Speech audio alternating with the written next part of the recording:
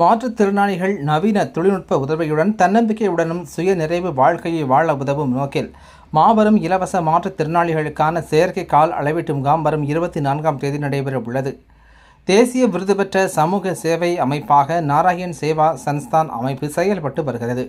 இந்த மையத்தின் சார்பாக வரும் 24ஆம் தேதி கோவை KNG புதூர் பகுதியில் உள்ள மகேஸ்வரி பவன் எனும் இடத்தில் மாபெரும் செயற்கை கால் அளவீட்டு முகாம் நடைபெற உள்ளது.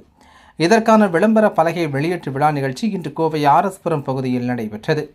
அப்பொழுது செய்தியாளர்களை சந்தித்து பேசிய முகாம் ஒருங்கிணைப்பாளர் அச்சால் சிங் பட்டி மற்றும் சமூக செயற்பாட்டாளர் சந்தோஷ் முந்த்ரா ஆகியோர் கூறுகையில், கோவையில் 2வது முறையாக இந்த முகாம் இனி நடத்த திட்டமிட்டுள்ளதாகவும், இதில் சுமார் 650க்கும் மேற்பட்ட மாற்றுத்திறனாளிகள் செயற்கை கால் மருத்துவ உதவிகள் மற்றும் மறுவாழ்வு சேவைகள் வழங்க உள்ளதாகவும் தெரிவித்தார். தற்போது ஜப்பான் மற்றும் ஜெர்மனி நாட்டில் உள்ள தொழில்நுட்ப வசதிகளுடன் உருவாக்கப்படும் செயற்கை கால்களுக்கான அளவீட்டு முகாமாக நடைபெற உள்ளது என தெரிவித்தார்.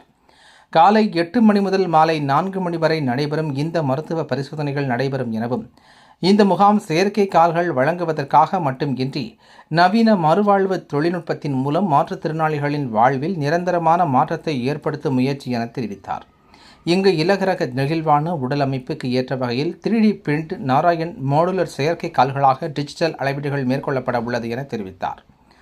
பாரம்பரிய செயற்கை கால்களை விட இவை வசதியானதும் நீடித்த பயன்பாட்டிற்கும் ஏற்றவையாக இருக்கும். இதனால் மாற்றுத்திறனாளிகள் இயல்பான வாழ்க்கைக்கு திரும்ப வழிவகை செய்யப்படும் என்றும் தெரிவித்தனர்.